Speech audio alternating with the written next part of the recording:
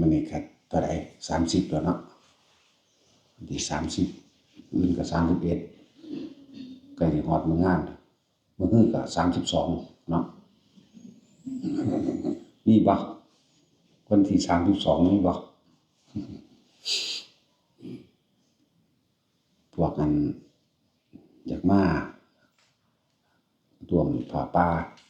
โบราณต้องก็ใส่บาตรถ้าพวกไม้ใส่บาตรในเมืองบ่ทันใส่บาตรตามถนนในเมืองบ่ทันก็ให้คนมาร่วมตัวกันใส่บาตรหน้าวัดเดี๋ยวพวกอยู่ในนี้เขาสิจัดสถานที่ไว้ให้สำหรับผู้ต้องการใส่บาตรมาตั้งใจมาใส่อยู่หน้าวัดก็ได้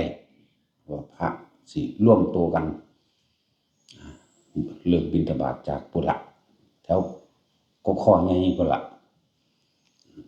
ถ้ามีคนหลายถ้าคนบ่หลายก็ยับเข้ามามันก็หาโอกาสทำบุญเอาไว้หาโอกาสทำความสงบใจให้เจ้าของแน่บ่แม่นว่าไปแล่นเป็นบ้านำแต่อยู่อันปีใหม่ปีเก่าอีหยังหลายเสียเวลาคือหยังบ่ธรรมดาเด้อคำว่าเสียเวลาการเวลานี่นับร้อยล้านอสงไขยที่ทุกคนผ่านมานี่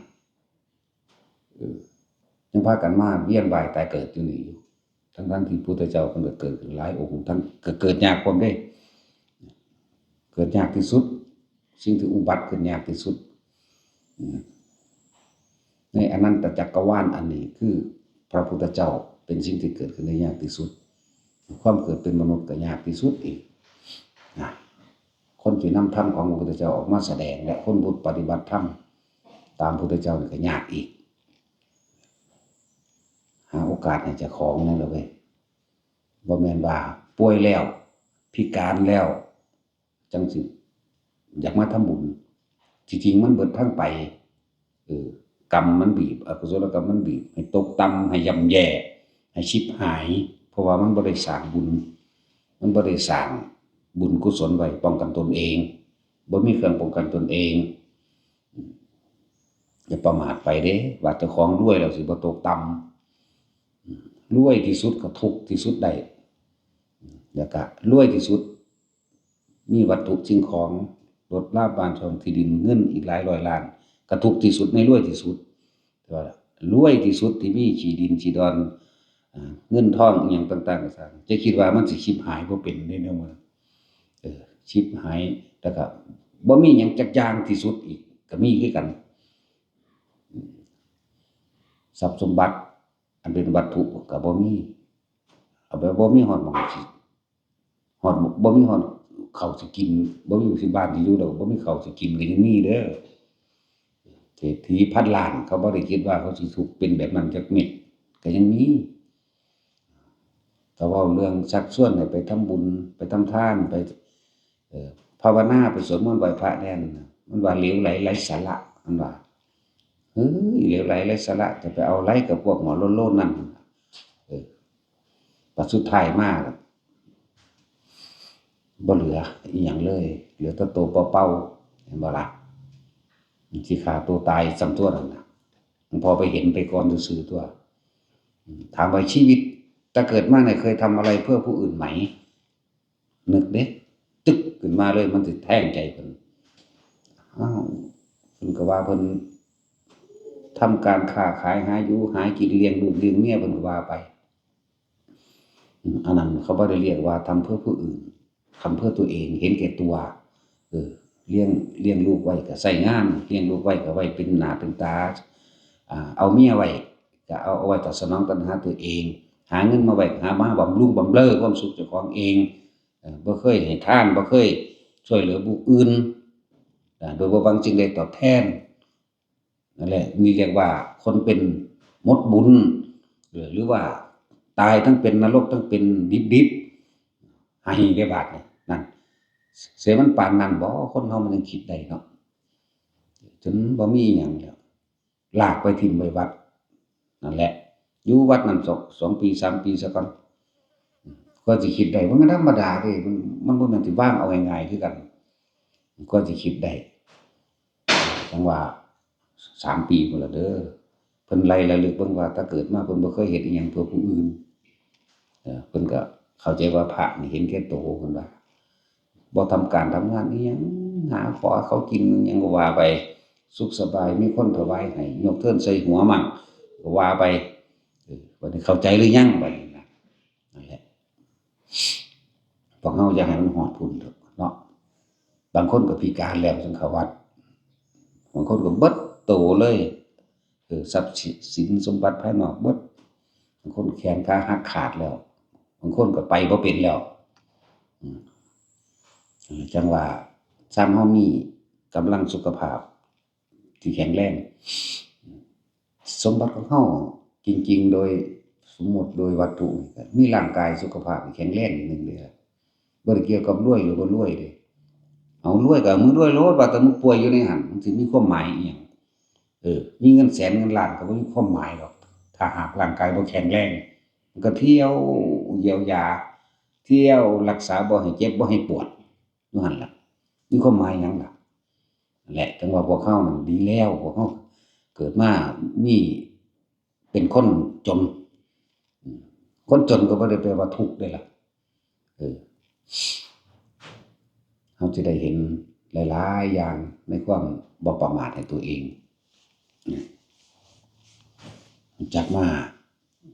ทำบุญทำทานมั่งเว้ยบุญคือความสงบเย็นบุญอันเกิดจากการให้ทานใดจะไปหวังอย่าไปขอจะไปขอให้ได้นั่นได้นี่เป็นนั่นเป็นนี่เป็นเศรษฐีร่ำรวยอิหยังก็ว่าไปถ้าสิตั้งใจผลทานบุญกุศลกรรมดีนี่พุ่นมีจุดหมายเดียวโลดขอให้ข้าพเจ้าได้ดวงตาเห็นธรรมหรือพระคุณเจ้าได้รู้ธรรมอันใดขอข้าพเจ้าจงได้รู้ธรรมอันนั้นขอข้าพเจ้าซึ่งพระนิพพานในปัจจุบันชาตินี้เถิดก็คิดไปจังซี่ยังดีอธิษฐานตั้งใจไว้มีจุดหมายพอพระนิพพานบ่มาแม่นกิเลสบ่แม่นมันลาภยศถาบรรดาศักดิ์ปรารถนาไปจังซั่นนี่ก็ตัวตั้งใจมุ่งมั่นสู่จุดหมายนั้นแล้วฟังธรรมไปเลยฟังธรรมไปเลยมันก็ไปมันก็ถึงมันตัว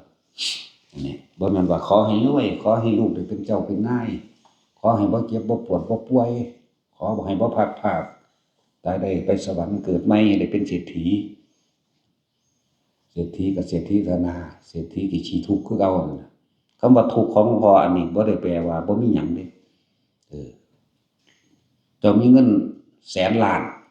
เจ้ามีทองคำอีกเท่าไรตังค์ก็ช่างเจ้ามีคนใส่ขาทาสบริวารเพียงใดก็ช่างแต่ว่าคำว่าทุกข์นี่เราร้อนกระวนกระวายหาความสบายใจหาความสงบภายในตัวเองบ่ได้นี่คือแปลว่าทุกข์ค่อยระมัดระวังระหวาดระแวงหวาดระแวงกับลูกหวาดระแวงกับเมียหวาดระแวงกับคนใส่หวาดระแวงกับขาทาสบริวารหวาดระแวงกับย่านทรัพย์สมบัติสูญหายนี่เอิ้นว่าทุกข์นี่แหละทุกข์จิตใจว่างบ่เป็นว่างบ่ได้ใส่ทรัพย์บ่เป็นพร้อมใช้ทรัพย์สมบัติที่หามาได้บ่เป็นประโยชน์คำว่าประโยชน์ตัวส่วนตัวมันแปลว่าเห็นแก่ตัวคำว่าประโยชน์หมายถึงประโยชน์โลกรู้จักแบ่งปันคนในชาติรู้จักแบ่งปันขาทาสบริวารรู้จักอันนั้นมันค่าจ้างเด้อันเงินเดือนต่างหากแบ่งปันผู้นั้นแบ่งปันผู้นี้ความสงบภายนอกความสันติภายนอกคือคนมีอยู่มีกินแล้วคนก็บ่ฉกชิงวิ่งราวคนก็บ่เบียดเบียนซึ่งกันและกันก็คิดไปจังซี่ก็สงบภายในคือเฮาไปทางใดเฮาก็เกิดความอิ่มอกอิ่มใจคำว่าความเคารพนับถือนี่มันบ่ได้มาด้วยการบังคับไปทางใดเขาก็เชื่อใจมั่นใจวางใจตัวเองก็ตายใจได้เหมือนกันนั่นแหละคำว่าบุญนอกบุญในสงบนอกสงบในพวกนี้จังว่ามันสิปีใหม่ปีเก่ามันสิไปตื่นเต้นหยังภาษามืดกับแจ้งตื่นเช้าขึ้นตะเว้นก็ขึ้นจักหน่อยก็ตะเว้นค่ำแล้วหาอยู่หากินหาเท่าใดมันก็บ่พอดอกหาเท่าใดก็บ่มีความสุขดอกหน้าถ้าบ่รู้จักคำว่าพอนะลองมาให้ผู้อื่นโดยบ่หวังสิ่งใดตอบแทนเบิ่งดูให้ทานฟังธรรมลองมาเฮ็ดลองเบิ่ง บ่แม่นว่าสิไปเป็นบ้านำเมืองนอกเมืองนาเข้าดาวเข้าเดอมันเป็นจั่งใดเนาะบ่เคยมีดอกแนวจั่งซี้มีแต่ทั้งความสลดใจโอ้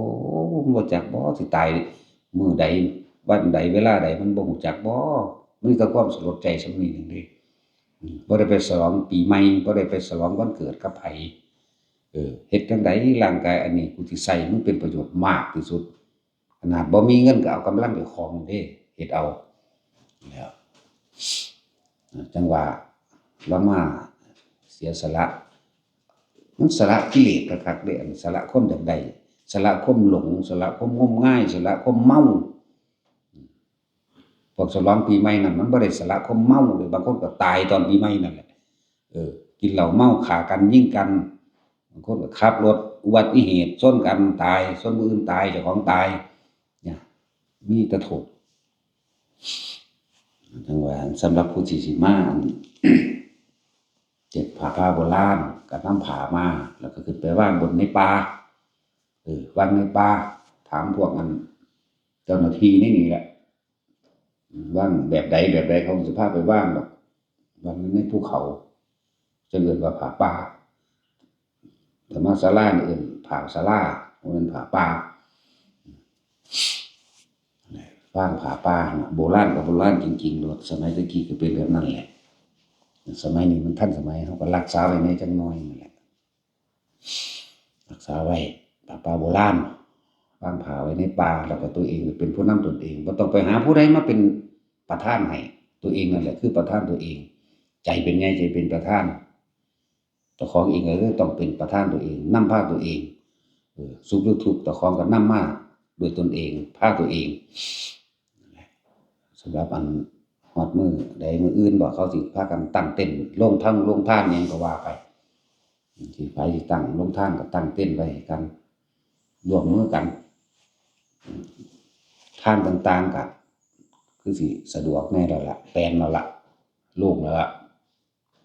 สำหรับผู้สิเดินทางมาจังซี่ก็มาแต่มื้อนี้มื้ออื่นพุ่นโลดมื้อนี้วันที่30ยังพอมีหม้องพักอยู่พู้นอยู่ทางกขอื่นวันที่31นะก็เตรียมตัวล่ะสิเอาหยังมาใส่บาตรสิเอาหยังมาถวายผ้าป่าอิหยังก็ดีวางผ้าป่าก็ดีสิ่งของวันที่32ก็วันที่1ของทุกวันที่1เนาะวันที่1ยามมื้อเช้าก็พู้นล่ะเตรียมตัวใส่บาตรสำหรับผู้เดินทางไกลมาก็รออยู่ตามข้างทางเดี๋ยวเขาเจ้าสิพาเฮ็ดดอกพระทั้งเบิดอยู่ในนี้บ่ต่ำกว่า100ดอกบ่ต่ำกว่า100อย่างน้อยๆเราก็ได้ใส่บาตรพระผู้เพิ่นทรงฌานเจริญฌานวางจิตเป็นกลางได้นะเราสิอุทิศบุญถึงไผนี่ก็สามารถ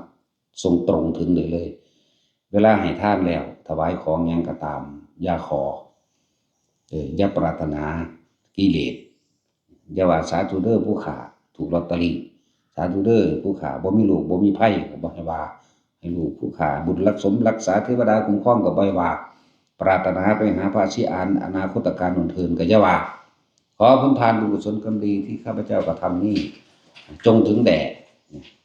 ญาติมารดาบิดาของข้าพเจ้าทั้งหมดญาติทั้งหมดเจ้ากรรมนายเวรทั้งหมดตลอดทั้งสรรพสัตว์ทั้งหลายไม่มีที่สุดไม่มีประมาณทุกหมู่เหล่าบรรดานี้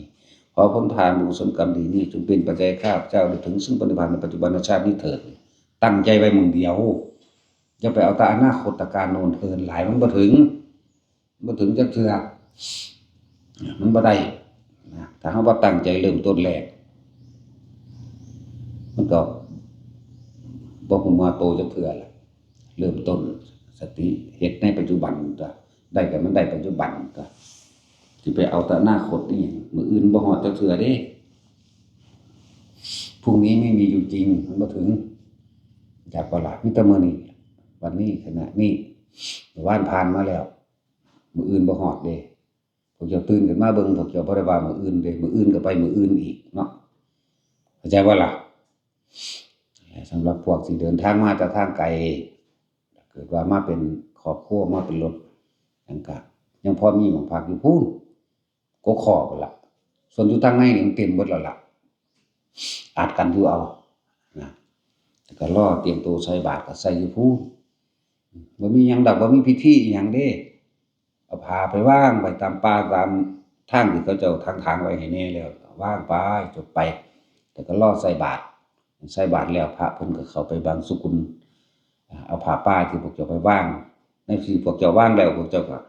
อุทิศบุญไปพร้อมในตัวเองโลดเด้ออุทิศไปโลดกลับเข้ามานี่พระเพิ่นก็ไปตักอาหารที่เขาจัดไว้บ่แม่นมาตั้งอยู่จังซี่ก็สิถวายทุกอย่างนั่นบ่าย3ก็บ่ได้กินแล้วมันสิหลายพุ่นล่ะเฮ็ดแบบเก่าเฮาแล้วก็ฟังเทศน์รับพรเท่านั้นนึงเด้บ่ได้มีพิธีอิหยังอีกเทศน์นี่ล่ะคือพรจักบ่เทศน์นี่แหละคำว่าพรแปลว่ากำลังให้กำลังทางใจให้กำลังทางปัญญาให้ความเห็นในการใช้ชีวิตชีวิตบ่แม่นมีแค่นี้ชีวิตหลังความตายก็มีอีกถ้าบ่อยากตายก็อย่าเกิดจักว่าล่ะนั่นแหละมันมีแนวมันมีทางให้อยู่ดอกผู้ใดอยากฝึกก็มาฝึกพร